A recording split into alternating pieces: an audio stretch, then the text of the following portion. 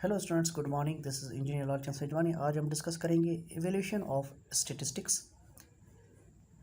Statistics की evolution हम इसमें करेंगे।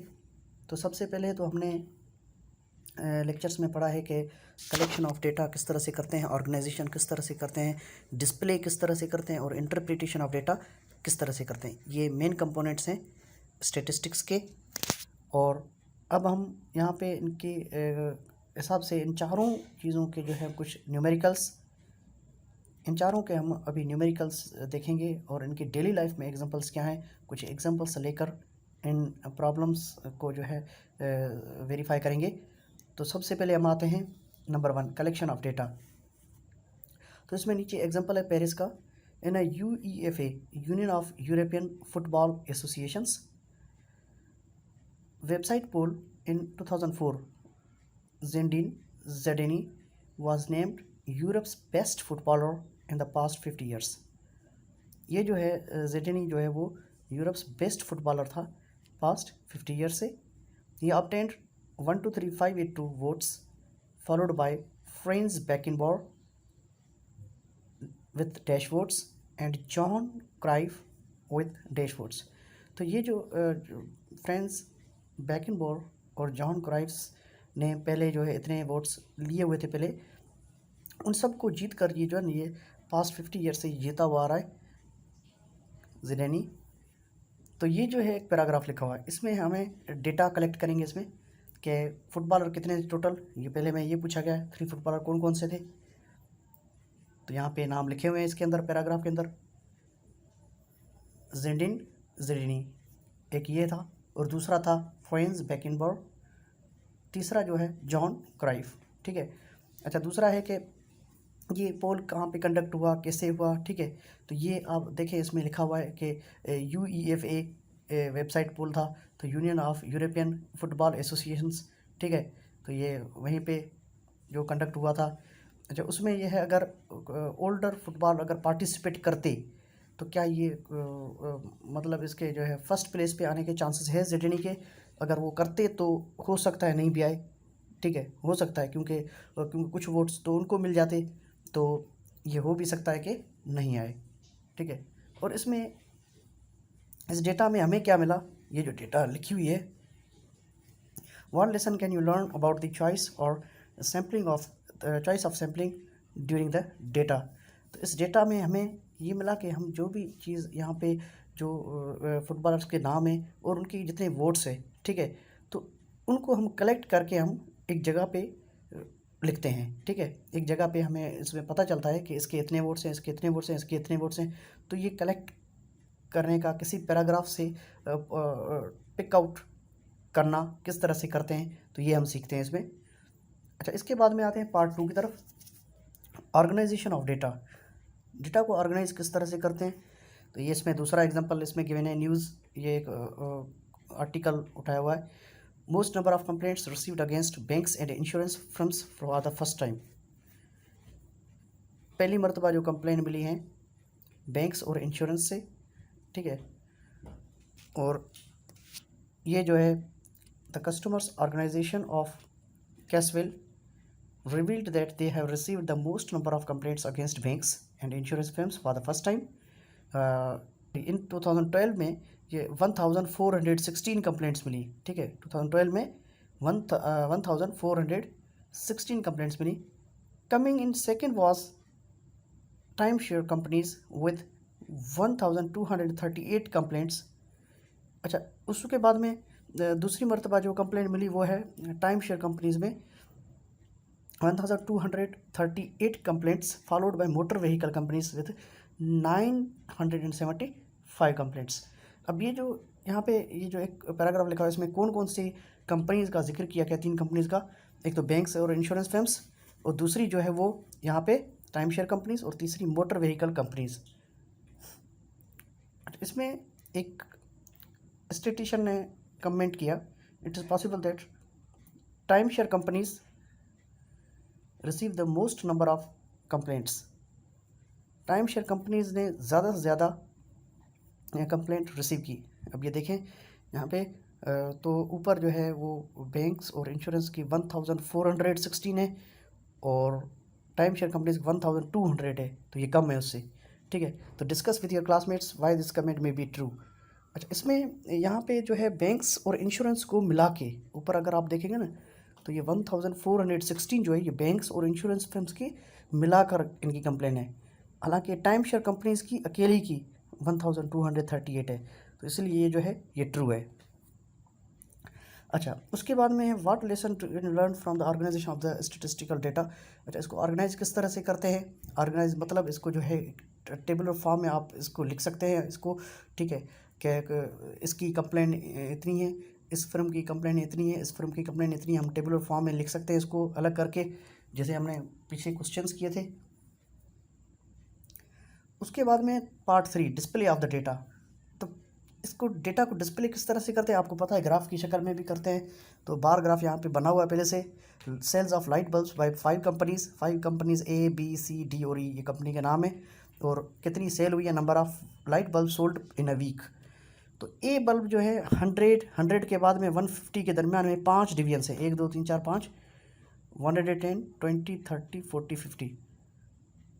तो ए कंपनी ने 110 बल्ब सेल किए, बी कंपनी ने 120, ऊपर है थोड़ा ग्राफ 20, सी कंपनी ने 130, डी कंपनी ने 150 और ई कंपनी ने 160, 50 से ऊपर है ग्राफ इसका।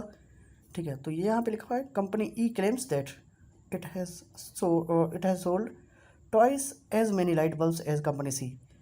कंपनी ई बता रही है कि मैंने सी से 2 गुना ज़्यादा बल्ब सेल किए। तो ये देखते हैं हम यहाँ पर, सी ने जो है वो 1 2 3 डिवीजन हैं सी के, और ई के 3 and 3 6 डिवीजन। ई ने 160 सेल किए और सी ने 130 सेल किए, 110 20 30 सेल किए। और ई ने जो है हमारे जो है वो नंबर ऑफ बल्ब्स जो है उसने जो है वो उसने कितने किए 160 सेल किए। तो 130 का डबल कितना होता है, 160 नहीं होता। ठीक है, 130 का डबल 160 नहीं होता, 260 होता है। तो ये इसकी जो स्टेटमेंट है ये गलत है। ठीक है, ये क्लेम वैलिड नहीं है, सही है। अच्छा, उसके बाद में what lesson can you learn about the display of statistical data. अच्छा, कौन सा लेसन आप लर्न करते हैं? इसमें जो नंबर ऑफ डिवीजन्स जो बने होते हैं उस पर बड़ी तवज्जो करनी होती है, और इसमें जो डेटा लिखी हुई होती है साइडों में उस पर भी बड़ी तवज्जो करनी होती है।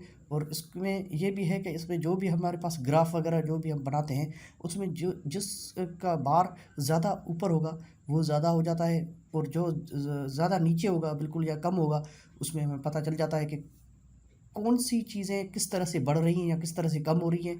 ठीक है, तो इसमें हम देख कर बता सकते हैं कि क्या कौन सी हायर है, कौन सी लोअर है, कौन सी मीडियम में है। ठीक है, तो इस तरह से हम डेटा को डिस्प्ले करते हैं। उसके बाद में है fourth part interpretation of data. जो भी डेटा मिलती है हमारे पास, जो भी चीज़ें स्टेटिस्टिकल डेटा जो मिलती है उसको हम इंटरप्रेट किस तरह से करते हैं। तो यहाँ पे एग्जाम्पल लिखा हुआ है सेम न्यूज़ का जो है वो कैसविल इन अ सर्वे conducted among 300 employees of a company, only 40% of them were not satisfied with the working in the company. Therefore, the survey concluded that employees were satisfied with the company and that the company was good place to work in. अच्छा, इसमें 300 employees company के वहाँ पे सर्वे हुआ, तो 40% employees जो वो satisfied नहीं थे अपनी जॉब में, उस कंपनी में काम करने के लिए। तो सर्वे ने ये कंक्लूड किया कि एम्प्लॉयज़ जो है ना वो सेटिस्फाई हैं अपनी कंपनी से, और कंपनी जो है अच्छा एनवायरनमेंट है कंपनी में काम करने के लिए। तो 40% से उन्होंने किस तरह से अंदाज़ा लगाया, आइए देखते हैं हम। तो how did the survey arrive at the conclusion at stated in the article. उन्होंने देखा कि 40% काम नहीं कर, बाकी 60% तो काम कर रहे हैं ना, इसीलिए जो है वो कंपनी अच्छी है। शायद इसलिए उन्होंने अंदाज़ा लगा कि उनको जो है उनकी अच्छाई बयान की है। ठीक है, although only 40% of the employees were not satisfied with the company working in the company, can you conclude that employees were satisfied with the company and the company was good place in work in? No, we cannot conclude because 40% satisfied नहीं है, तो किस वजह से नहीं है? कोई तो वजूहत होगी कंपनी में। क्या उनकी मैनेजमेंट सही नहीं है, क्या उनके जो रिसोर्सेज उनको प्रोवाइड किए गए वो सही नहीं है, तो ये इसमें ज़ाहिर नहीं किया गया, ये इसमें वाज़ेह एक्सप्लेन नहीं किया गया, ठीक है। उसके बाद में in order to pass a law in a Singapore parliament that results in constitution amendment and at least 2/3 of the elected members of the parliament must agree on it, why it is simple majority enough in the explain your answer. अच्छा, इसके बाद अगर हम law वगैरह एक provide किया जाए और कॉन्स्टिट्यूशन में फ्रेमवर्क में और जो भी एम्प्लॉइज़ वगैरह जो काम कर रहे हैं उनके रिसोर्सेज वगैरह प्रोवाइड किए जाएँ तो कंपनी में बेहतरी आ सकती है, ठीक है। तो इसके बाद में what lessons can you learn about the interpretation of statistical data, कौन से लेसन आप लर्न करने हैं इसमें, ये लर्न करने हैं कि इसमें जो है कुछ चीज़ें वाज़ेह हैं, कुछ चीज़ें वाज़ेह नहीं हैं इसमें, वो नीचे हम देखेंगे अभी क्या चीज़ें हैं। जैसे पार्ट 5 में एथिकल वैल्यूज़, इसमें हम सारे जो भी हमने we have seen some examples of statistical abuse from part 1 to 4, कि इसमें जो है ना नेगेटिव पॉइंट्स हमने बहुत देखी हैं। 1 to 4 में कुछ चीज़ें मिसिंग है जो एक्सप्लेन सही तरह से नहीं कर रही, नेगेटिव पॉइंट्स हैं। तो poor use of statistics can be found everywhere, for example magazines, advertisements, इनमें जो है पुअर यूज़ है स्टेटिस्टिक्स का। Have you ever encountered such instances, discuss with your classmates why people make use of statistics to mislead others. तो statistics को जो mislead नहीं करना चाहिए, तो जो भी डेटा है वो क्लियरली मेंशन करनी चाहिए, क्लियरली वाज़ेह करनी चाहिए, ताकि अगले बंदे को परेशानी ना हो, कोई भी डेटा कलेक्ट करने के दौरान या इंटरप्रेट करने के दौरान कोई भी जो है परेशानी ना हो। तो ये जो होता है ये इथिकल इश्यूज़ होते हैं स्टेटिस्टिक्स में।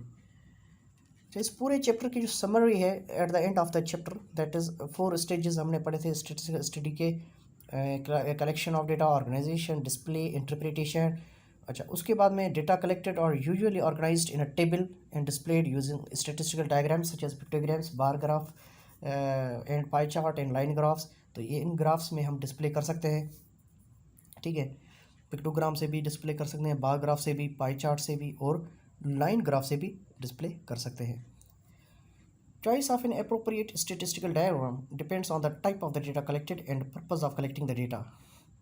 अच्छा, जो स्टैटिस्टिकल डायग्राम की जो चॉइस है वो डेटा के टाइप पे डिपेंड करता है कि कौन सी टाइप के डेटा हमने कलेक्ट किए और कलेक्ट करने की वजह क्या है। तो जैसे पिक्टोग्राम है वो क्यों यूज़ होता है, तो यहाँ पे लिखा हुआ है, देखें, pictogram is most suitable when the data has to presented in a lively and interesting manner and when the data do not include values that require a fraction of the icon to be used. जब fraction में ना हो, 0.235 इस तरह से मतलब ना हो, कोई डेटा सीधी सादी हो, बिल्कुल हाफ, जैसे हमने एप्पल्स को हाफ किया था या उसको क्वार्टर बना दिया, तो ये यहाँ तक ठीक है। ज़्यादा पार्ट्स ना हो, उसकी पॉइंट्स में वैल्यूज़ वगैरह ना हो, तो हम पिक्टोग्राम यूज़ करेंगे। Bar graph is most simple when we want to compare between the data sets and when we interested to know the exact numerical values. जब डेटा सेट्स को हम जब कंपेयर करने जा रहे हैं कि कौन सा बड़ा है कौन सा छोटा है, जिसकी बार ज़्यादा ऊपर जाएगी तो वो ग्रेटर होगा, जिसकी बार ज़्यादा नीचे होगी वो लोएस्ट होगा, ठीक है। तो बार ग्राफ उस चीज़ में यूज़ होता है।